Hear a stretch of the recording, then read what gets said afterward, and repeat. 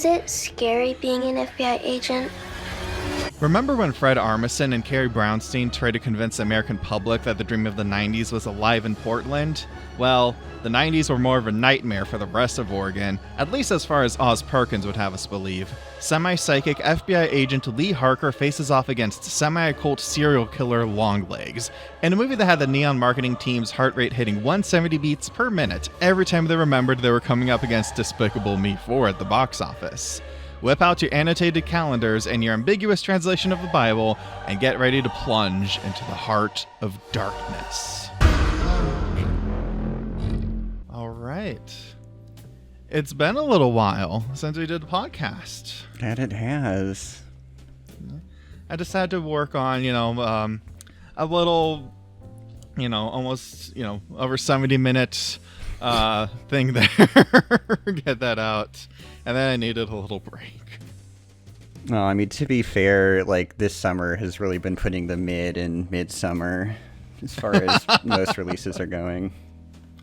I know. It's been so odd. It's like, because for a moment I was like, am I just getting burned out? Do I not like movies anymore? And then I was like, oh yeah, the writer's strike happened last year. There's a little bit of a lull. Yeah. I think we're kind of feeling the ripple effects of the projects now.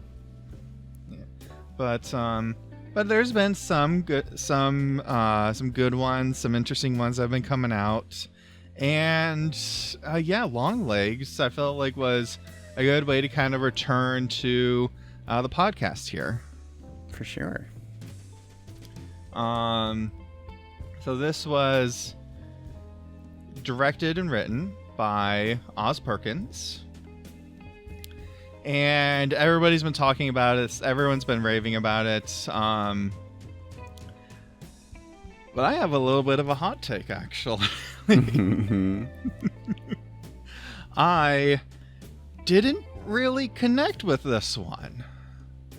Yeah. Which is very, and I know that because you really liked it. I guess I'm a normie because I fucking dug this movie. And I'm hoping that as we talk, maybe I can kind of see a little bit more into it, because I was just kind of left the theater scratching my head like, what? And like, don't get me wrong, there's a lot of stuff in here that's so good. The cinematography is great. And of course, everyone's already talked about this. Nicolas Cage, genuinely. Like, I love this new era of his career that he's in. Well, and he always has, like, notoriously just vanilla takes in all the characters he does. Like, honestly, like, his performance was when, like, that's when the movie, like, really hooked me. I was just, like, I was legitimately unsettled just watching him be Longlegs. Yeah. No, I think there's a lot to enjoy. I certainly connected a lot with it. I'm not going to go so far as to say that it's like a flawless instant classic. Like, I think that while I really enjoy Osgood Perkins' films that he's done so far, for the most part, this definitely still kind of has some iteration of the things that he's maybe not as strong at, so I think there's stuff that you can really appreciate about it. There's stuff that I think maybe overlauded, but yeah, like, it's definitely like worthy of discussion, which I think is what makes movies exciting. Yeah, it's kind of like, did you ever see Gretel and Hansel? Yeah, I saw it once. Didn't that come out like right around the pandemic? I think that was like that dropped in like the January February release, like right before the shit hit the fan. Because I think I saw it on VOD.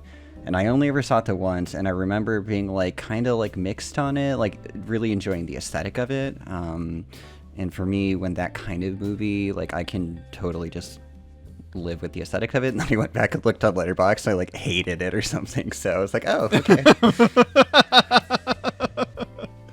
No, it's like, it's a very, and I feel kind of like similar way here. Whereas like the aesthetic was a lot of fun, but the story of Gretel and Hansel was a little.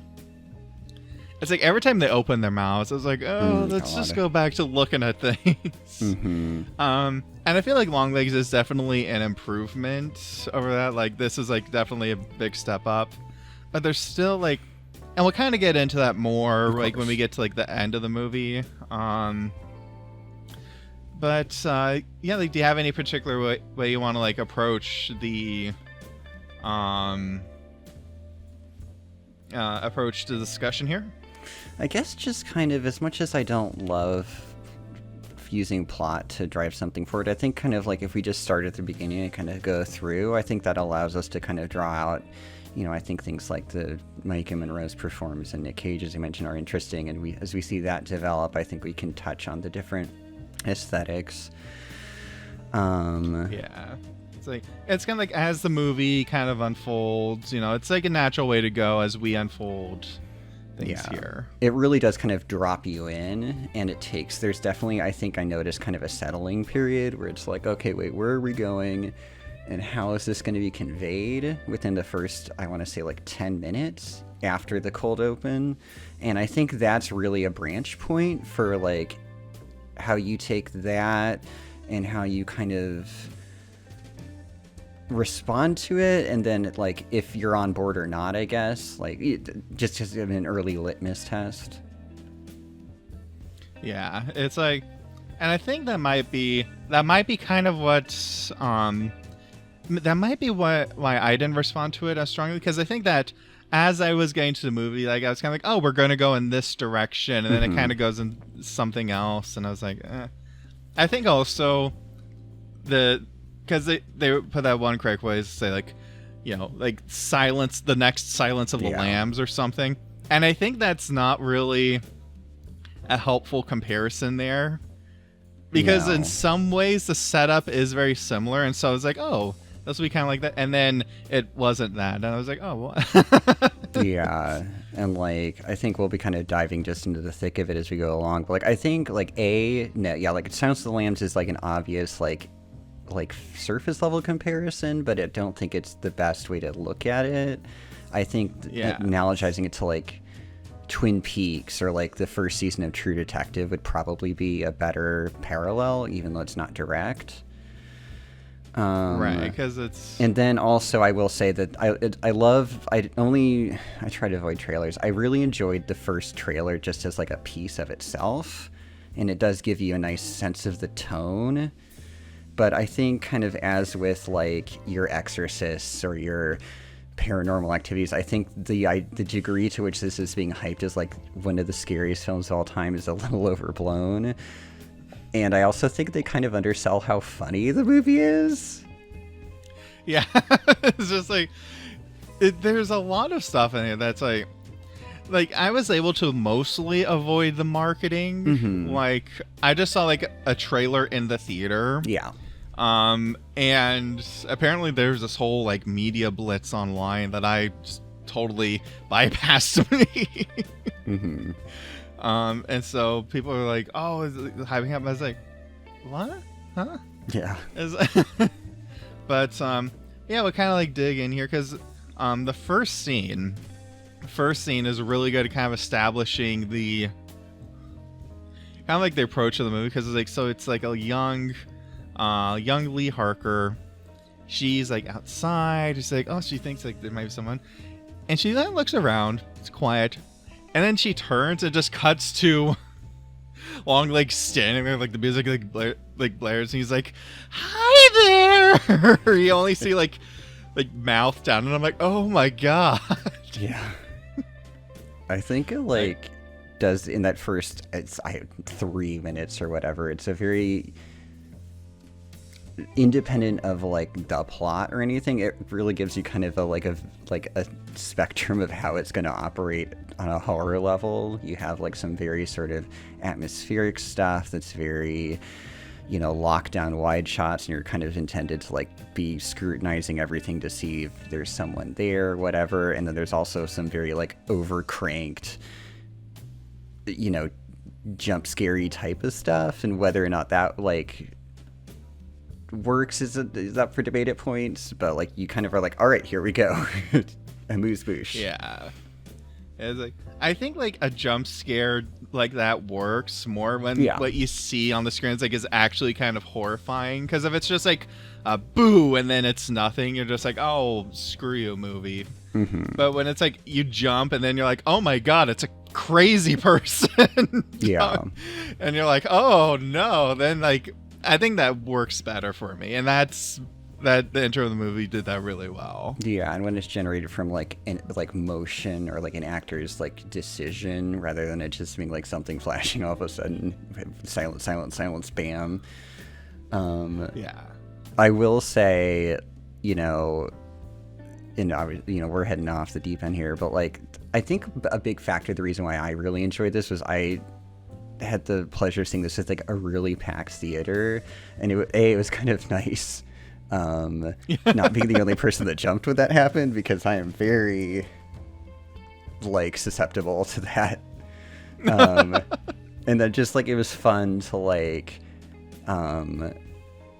just have the energy of everyone around like responding to the various kind of like, you know, atmospheres and tones that are getting played with throughout. Like I think that really helps enrich it, and it's like this really gives you like, all right, we're off to the races here.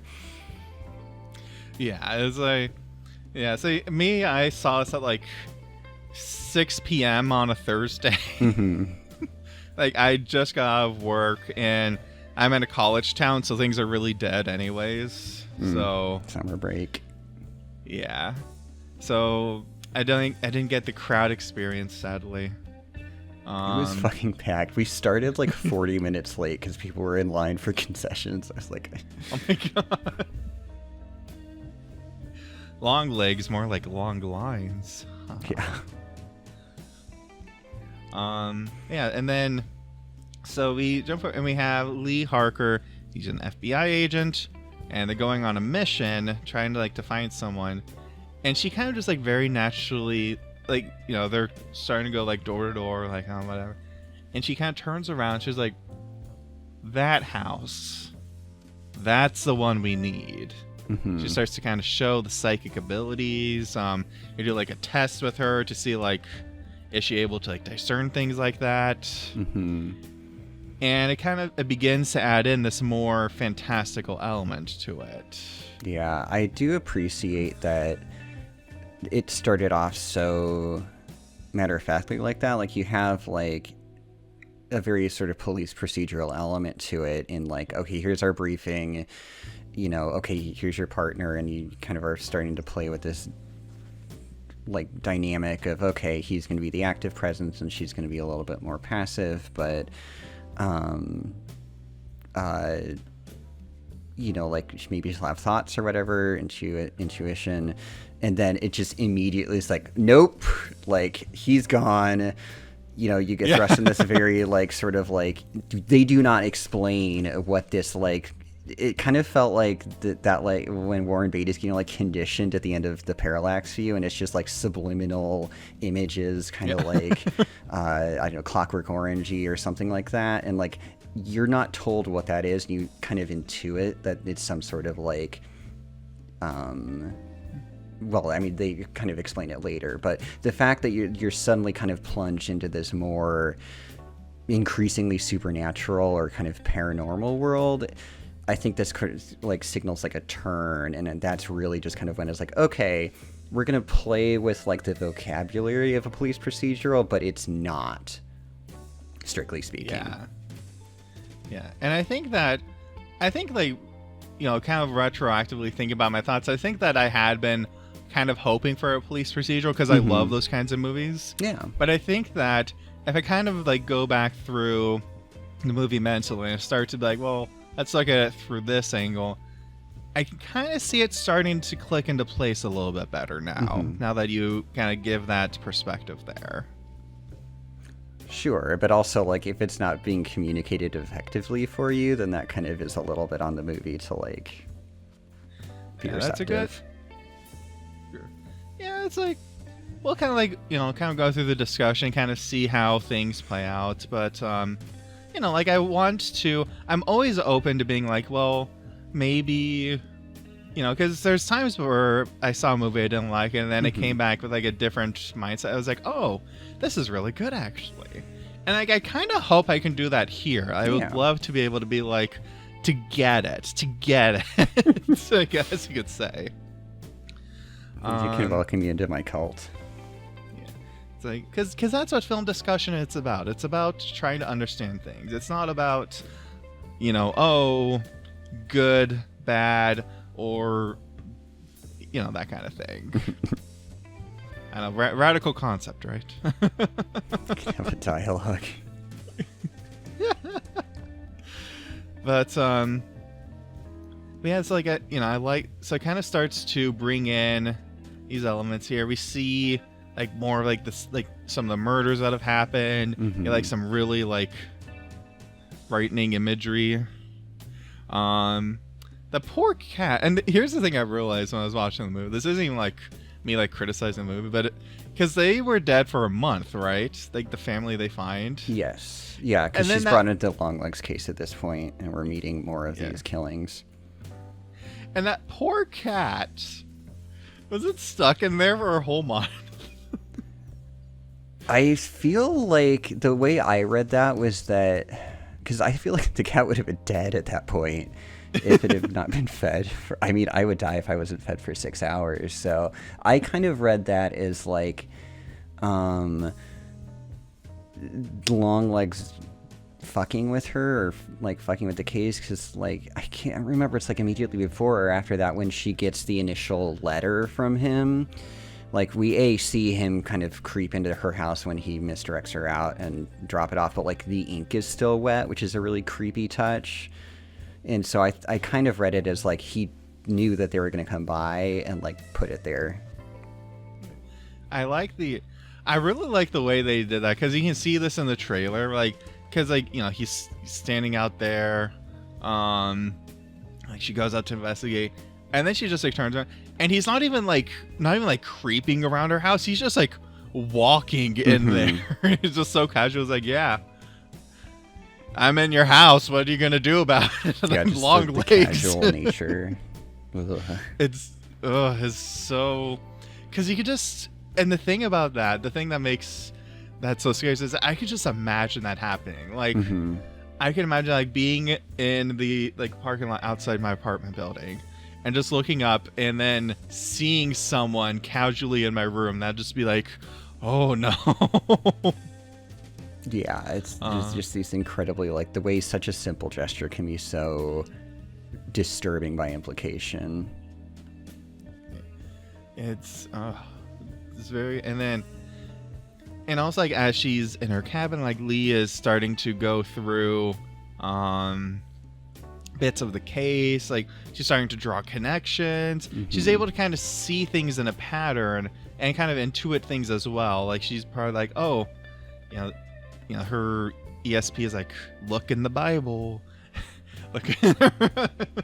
Yeah, like it's like, I feel like this could be another kind of branch point where it's like kind of declaring that it's not just going to be a straightforward procedural. Like, this isn't Zodiac, where it's like about the like pursuit of like information and like the hard work of like trying to figure something out. She like is able to kind of intuit these connections almost immediately. It's kind of more like Dale Cooper in Twin Peaks has this very kind of like, he's like throwing rocks at a thing and it's like, well, we'll figure this out eventually, like Tibetan meditation, blah blah blah. You're like, okay, what?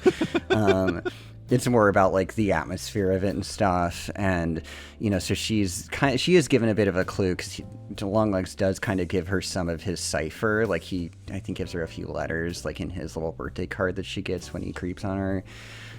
But a lot of it's like she just goes to her like superior agent, who's amazing, and like it's like, all right, I have an algorithm. They're the 14th of a month plus or minus 6 days. Cool. Like that wouldn't fly in other movies, but it kind of just, you're like, all right, here we go. Yeah. And it's like, and I think like that was kind of like, I think that was the one part where it's like I kind of got disconnected from that, because even though like it's not being a police procedural, I was like, okay, there's like some more fantastical stuff going on. Mm-hmm. I was kind of hoping for the satisfaction of the, oh, here's a clue that they're able to kind of figure out a thing from, you know? It's like, oh, I could have seen that. And so I think that's something, but the movie doesn't quite connect with me as much, because that's what I usually like to look for in horror mystery kind of things. And again, like, you know, I don't want to criticize a movie for what it's not trying to do. It's just personally, I don't know. No, I mean, like, if you're kind of going expecting something and it's a little different, that can be kind of like, huh. Yeah. So it's like... yeah. But yeah, like, so as things kind of go on, we do start to find like new connection. I think like, where's that point where they find they go to like the farm, right? It was like the first killing happened, right? Yes. And they go and they find like the doll like buried underneath the floor, like underneath the crucifix and everything. Yeah. This is and just it's like mannequin looking thing. It's like an orb in its head. The brain. The brain. And that was kind of, again, there was some interesting stuff going on where it's like, oh, like you kind of know something's going on because the brain is like affecting Lee. I think it's like it was affecting her boss as well. And again, like, it's just these little pieces where we're like, oh, you know, like, you know, things are getting weirder and weirder, and you're like, oh, what's, you know, how's this all going to kind of come together? Yeah. I feel like it's kind of like, it's primarily interested in a atmosphere and then kind of exploring the relationship between Lee and Longlegs. And to this point, aside from a couple of glimpses, we really only have her end of it, and you're kind of starting to piece it together. I think that Maika Monroe does such a good job with this role. Nick Cage is, you know, I mean, we'll get to him when he finally makes his like formal appearance, but like, she is her movie, I think, at the end of the day, and like, she does such a good job of this, like, I don't know, layered trauma within her role. You see kind of when she first goes to, she's coerced into meeting her Agent Carter's like wife and kid, and there's this amazing scene where she's just, they're like, oh, do you want to see the daughter's room? And just smash cut to her just sitting on the edge of the bed, like, I don't know how the fuck to respond to this situation, which is fair. That'd be me with a child too. But like, you get this kind of like sense that she doesn't really know how to respond to this kind of very normal situation. And, you know, and yet she's still got this sort of like empathy to her, that she understands like trauma in the situation that she's digging up. And then so you kind of have that parallel, and it kind of goes from just this disconnect to like, as it goes on, almost like catatonia at points. But then it's tied to her connection to Longlegs, which this doll with this object that she's responding to is kind of the first real indication of there's something between them. Yeah, there's something going on, like, and I think like is that the point where like she kind of gets a vision of like Longlegs like making the doll and everything, or like dressing up.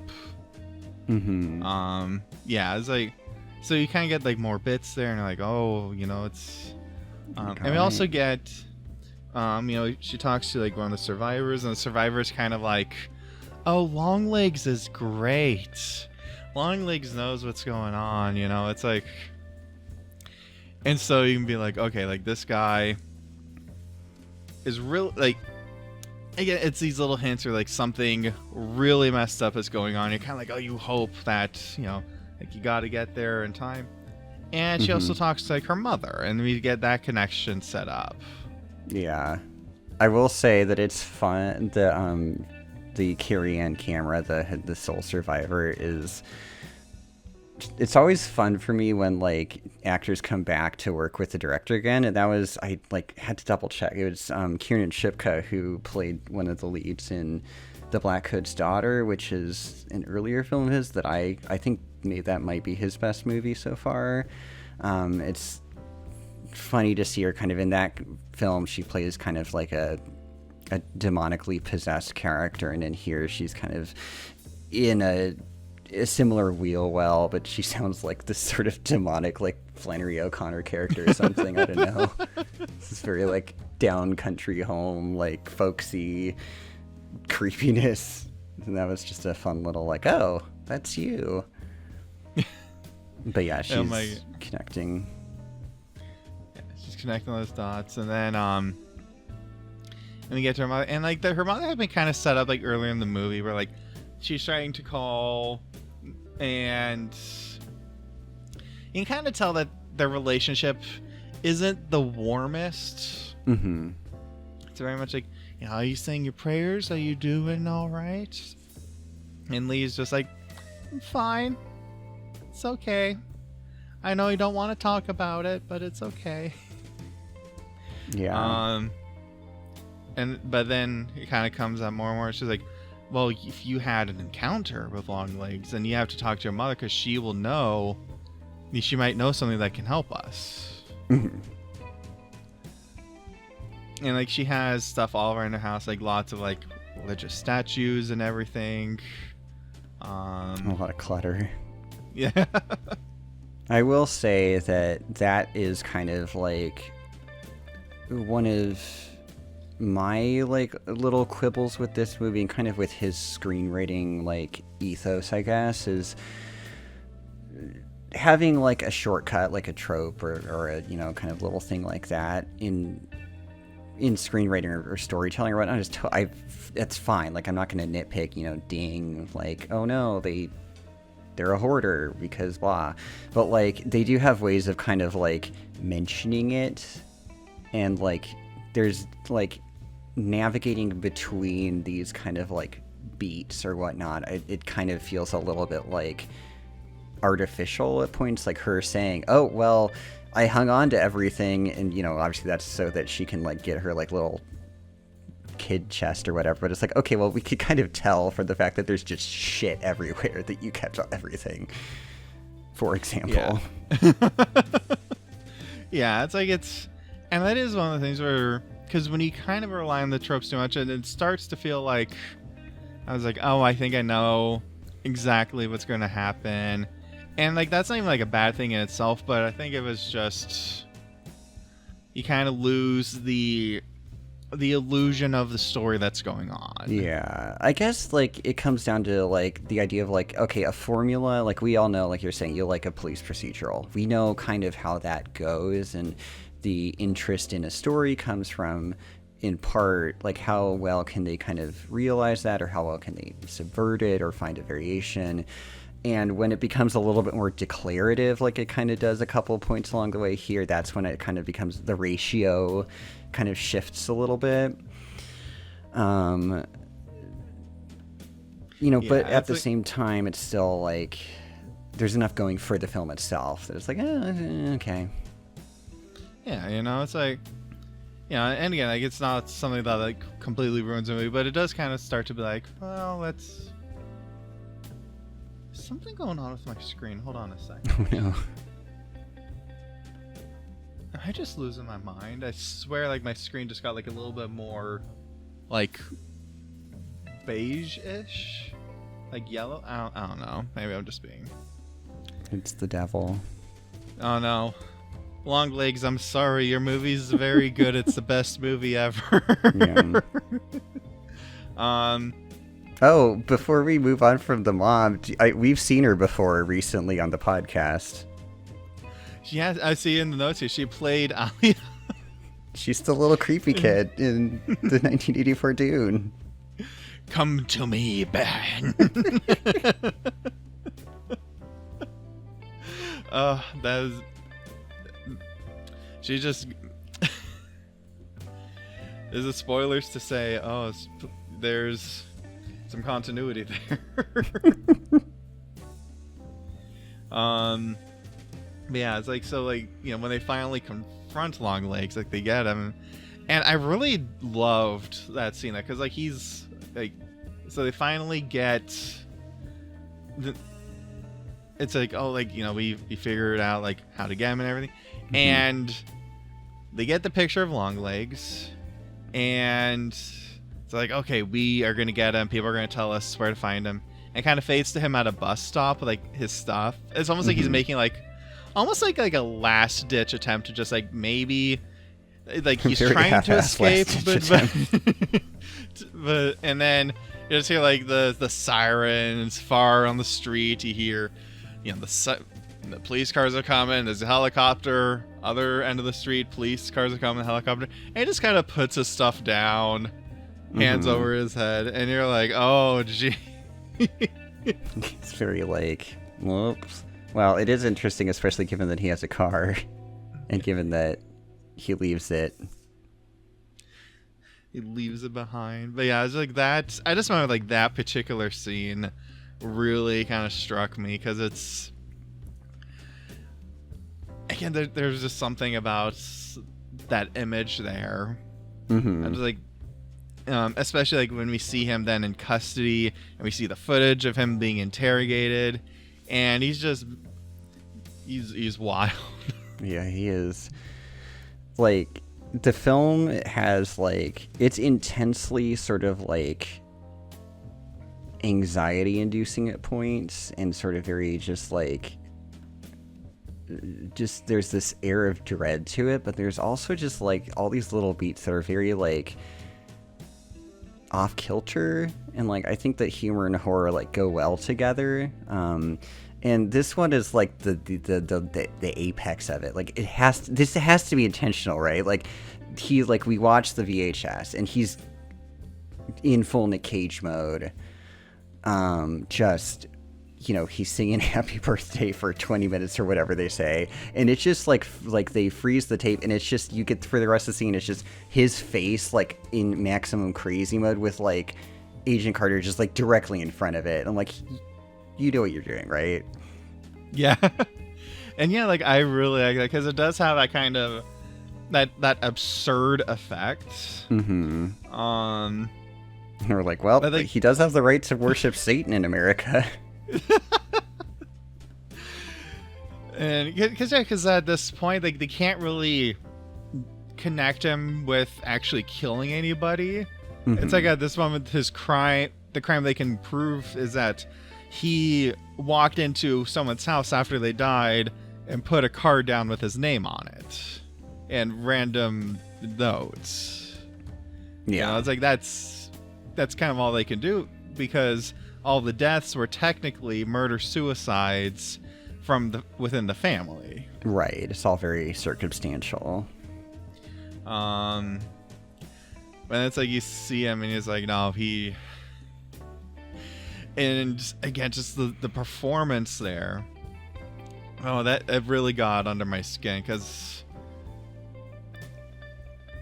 I think the last time a performance like that like really like got to me was Willem Dafoe in The Lighthouse, and like that kind of like that sense of like when he's going like full in, you almost forget like he's a human. Yeah. And Nick Cage here has a lot of this, and they're like, he doesn't seem fully human at a lot of points. I think that the crazy ass prosthetic helps, that like white face like thing. But yeah, no, I feel like that kind of performance, the, you know, Longlegs, your lighthouse keeper man, I forget his name. I think they're both named Tom or something. That could so easily stray into the, like, you know, hammy drama club kid audition monologue territory, but they like really walk that tightrope of, I mean, it's okay, you can say Jared Leto. Okay, they could become the Joker, they could be damaged. Yeah, it's like, and definitely like you know, there is that tightrope there that you have to walk, because if you go too far, if you overplay your hand, then it's just like, oh, I'm just watching somebody give a goofy performance. Yeah, yeah. Finding that just that right niche where it's like you can still be convinced that this is like a person, but they're so far gone that it's kind of terrifying to be like, oh my. Well, I think it kind of it's enhanced twofold. I think it does help to have that foil in the Lee character, and she is so. She's not stoic at that point because she is fucking terrified, but she's so like buttoned up about it, and she's responding to it so naturalistically. That helps us kind of like develop a like some kind of like meter, like something to measure against, I guess. It's like a light meter or something. Whereas if she were totally going the opposite direction, like I think that would just come off across as farcical or something. And then there is the element that he is like giving himself unto Satan, like literally at this point. So he is just gone, like as a sane person. Yeah, and I think that's a good point where kind of, having Lee in there, being kind of like naturalistic, and kind of the grounding point for us to get the perspective of, okay, this is still supposed to be like the real world, so to say. Mm-hmm. And this guy's, and it just kind of throws more into context, like how far this guy is gone. Yeah, like the film itself is definitely surreal, but there's still someone who is more like responding to it like in a naturalistic sense. And I will say that the like little like screening, I don't know, it was like screen grab that like my screening had for it at the SIF was a fucking spoiler, because like it's the scene where it's this interrogation scene and she's in front of that like grill or whatever, that kind of like screen, the paneled screen. And I remember vividly the image, it's the screen behind her is spattered in blood. And I'm like, oh, he's going to kill himself in the interrogation room, isn't he? And sure enough. So I'm like, that screen is completely devoid of blood right now. Well, you never know. Maybe she would have bought him a burger and then they would have tried to put the ketchup on and then the ketchup packet would have burst. You never know. You never know. Yeah. Yeah, so like at this point, Longlegs is dead.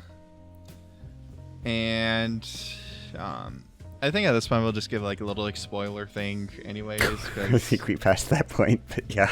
Yeah, it's like, because we're going to talk about like kind of the resolution of everything.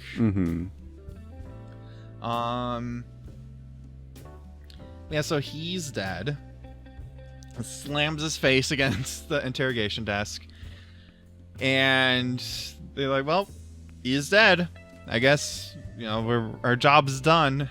And Lee's like, well, there must have been an accomplice. There's no way he could have done all this just on his own, even if he's accessing Satan. Yeah. And it does kind of feel like, I don't know if it was just me, but did it feel like her like superior officer there, like, did he seem like a little too aggressive? Like, no, there's nobody else. And it was magic. Yeah, the temperature definitely shifted a lot on there, and like, I think I couldn't quite. I don't have an. I think that was definitely a weak aspect to it, and I don't know what it was trying to accomplish.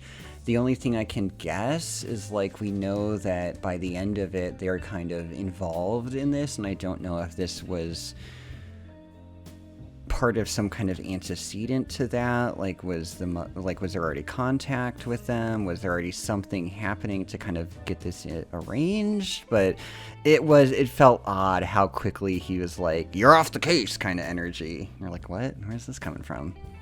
Right. It's like, it's so. Yeah, like that felt kind of like a weird little like story beat for them to hit with the characters. And then she goes to talk to her mother, and then we get the reveal. The reveal that the mother was in on it the whole time. And this is kind of also where the movie really lost me. Mm-hmm. Admittedly, because like I said, so the movie opens, and even though I know it's not like a police procedural, the movie opens and it's like they're laying out the details of the case. It's like, there's no forced entry, there's no signs of like coercion.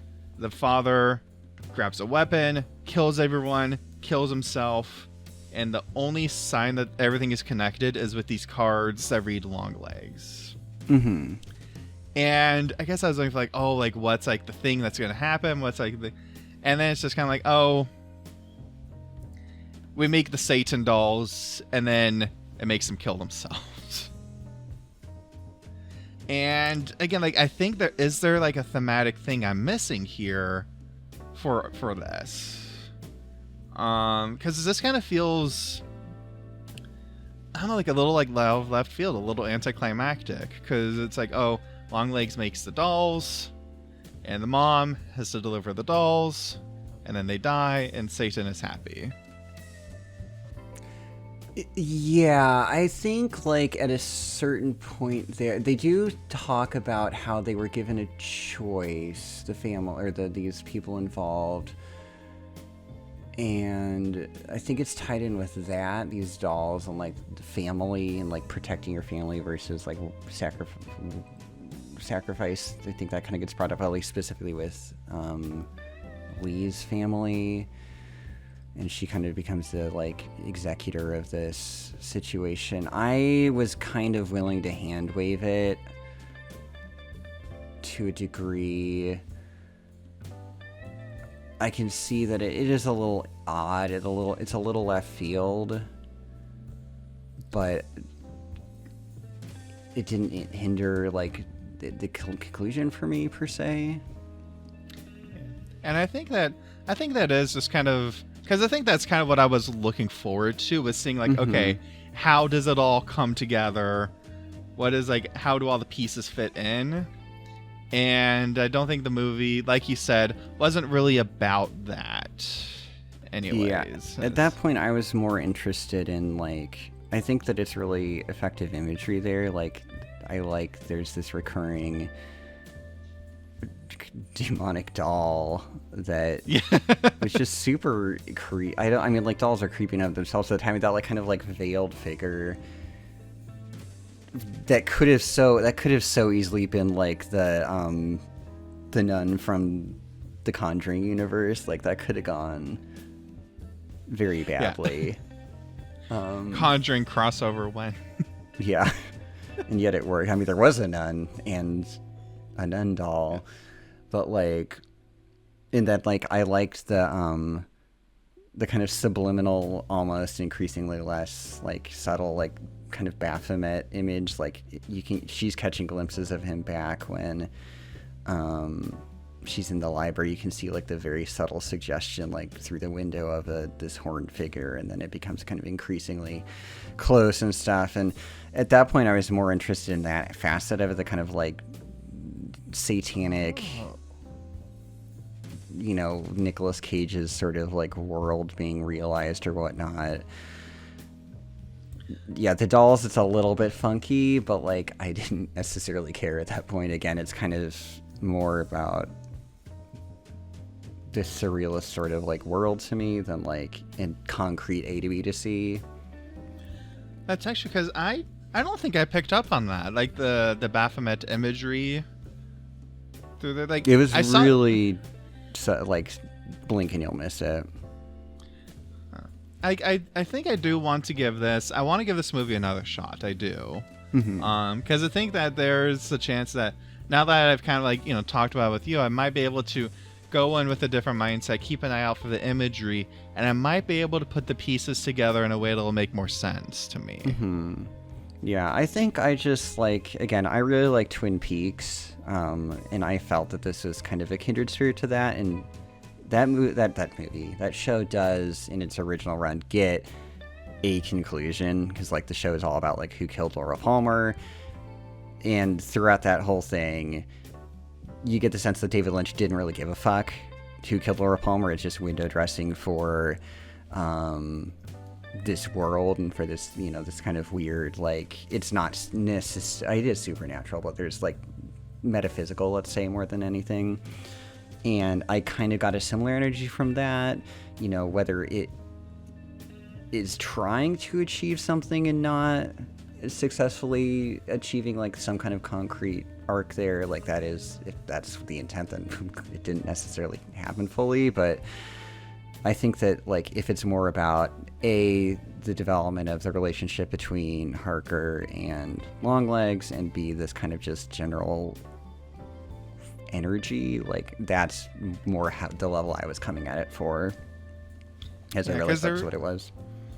Yeah, and that relationship is kind of interesting to see unfold, because you get the visual parallel, like Longlegs, he's driving his car, like he went to a store and he kind of weirded out the person there. Mm-hmm. And then as he's in the car, he just kind of starts screaming at the top of his lungs. Mm-hmm. And then near the end of the movie, Lee does similar thing. It matches that imagery. Mm-hmm. In the same car. And so it is curious to see that kind of connection, almost like being like entrapped in it, like entrapped in something that she didn't even realize she was in. Yeah. Well, and then with the Cage character, they're playing with this very kind of like 90s or late 80s like satanic panic imagery. Like he's singing like heavy metal lyrics, and he's got I'm pretty sure it was like an Alice Cooper poster in his little basement room. So this very kind of twee, like, back when people were getting their knickers in a twist about Think About the Children, like he's playing with apparently real magic, but he's also like using this sort of very suburban pearl clutching like vocabulary at the same time. Yeah, it's kind of like almost like a deliberately like, oh, you're scared of this stuff? Well, I'm just going to use it then. Yeah, or like he also doesn't know what the fuck's going on or something. What he's playing with, I don't know. Yeah, it's a very...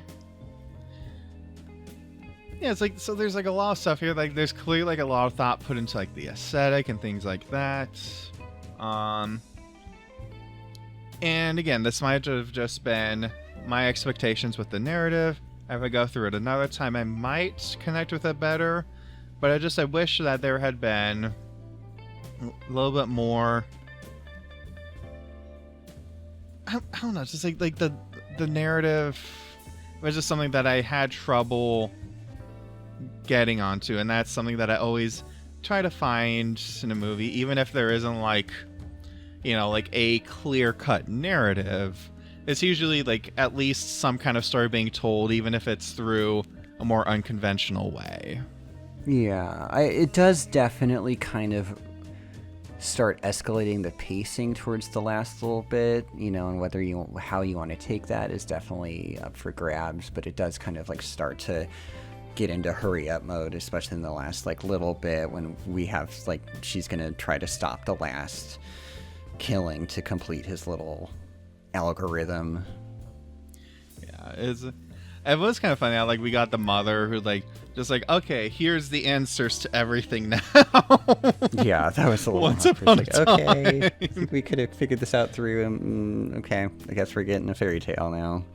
Yeah, it was like, it just kind of spells out everything, and then we get there and we kind of see the doll at work, and truth be told, I have to say this, if I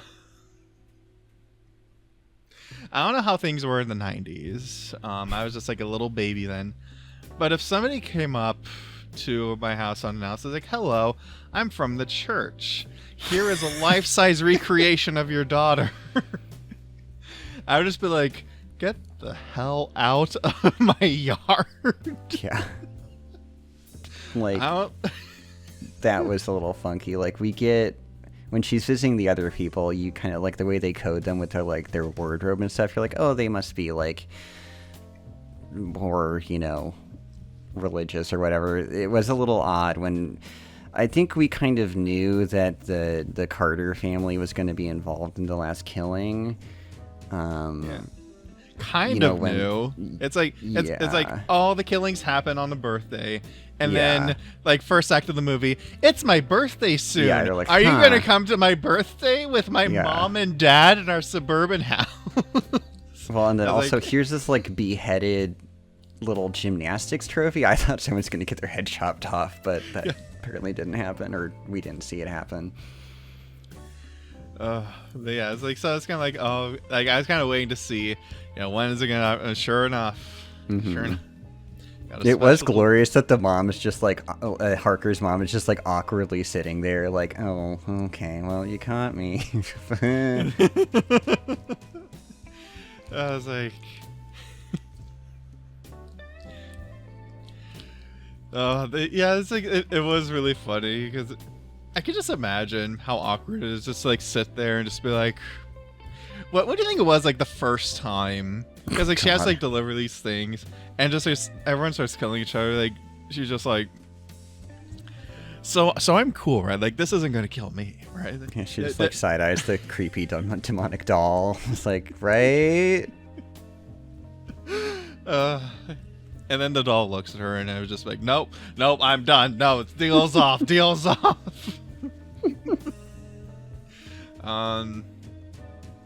But yeah, it's like, so there's a lot of stuff in here, a lot of stuff that is interesting, a lot of stuff that's good, and it just doesn't connect with me personally.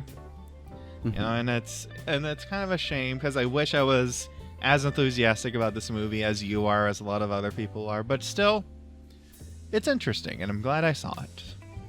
Yeah. And I think that I will say that I'm kind of primed to be very receptive to this sort of movie, and I try not to, like, you know, go the other way and be, like, overly charitable, like, ignore the shortcomings or whatnot, but at the same time, I think this is just something that appeals to me and checked off a lot of boxes, and so I'm very happy to have those boxes checked off every now and again.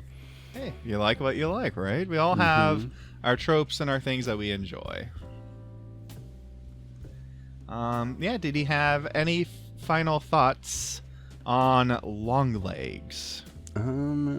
Well, I guess just because I have to get my digs in now, but I think, like, just kind of looking at this movie kind of briefly in the context of just, like, the kind of contemporary, like, picture of, like, art horror, I was very happy. This came out recently, and then a couple of weeks ago you had Ty West's like completion to his like X trilogy with Maxine,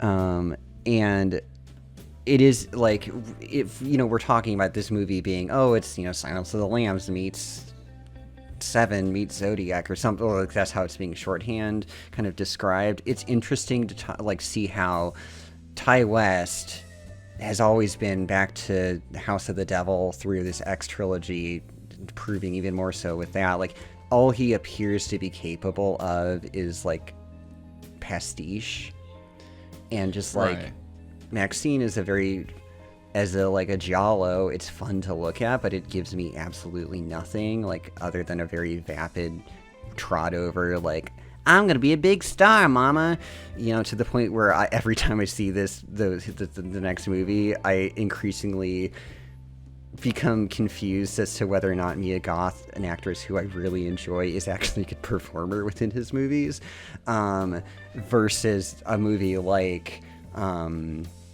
Longlegs, or like his earlier Black Coat's Daughter, like a film that is clearly like has its influences, but he still has a discreet authorial voice, you know, with these narrative like kind of shortcomings or iffiness notwithstanding. Like, he has a distinct visual style that he adopts, you know, like the way that like the killings here is like often are depicted through like a doorway that kind of lends perspective to the shot, and also deprives the audience of certain details, which is interesting and unique, and putting your own stamp on it. And so it's just like, it's interesting like to see a movie that, you know, comes from something. Like, we all have things that we return to and that we enjoy and that we're responding to, but like you still can do your own thing with it, as opposed to just kind of like offering up a platter of like satanic grab bag. This is all I have, you know. So I like it when chances are taken. Yeah, and it definitely did have. That's the one thing I do like about Oz. I almost said something like Osgood Perkins. Mm-hmm. That's his full name. Osgood Robert Oz Perkins the second. But I do like his aesthetic. I like the feeling that he has in his films. Mm-hmm. And yeah, so I probably will still see whatever he does next, which apparently is actually coming out next year. Classic, just Nepo baby ladder to success. Oh my god. Oh my god. But yeah, so yeah, any other final thoughts? I think it's fun. Yeah, there we go. It's fun. Watch Longlegs. It's fun for the whole family. There we go. Don't watch Despicable Me 4, just take the kitties to Longlegs. But yeah, thank you so much for joining me for this discussion. It's good to be back doing this. And if you all want to follow us, you can find me on Letterboxd. You can find me on YouTube, Daniel Goldhorn. And I'm Sloshed Cinema on Tumblr. And we'll see you all for the next episode. You take care. Bye.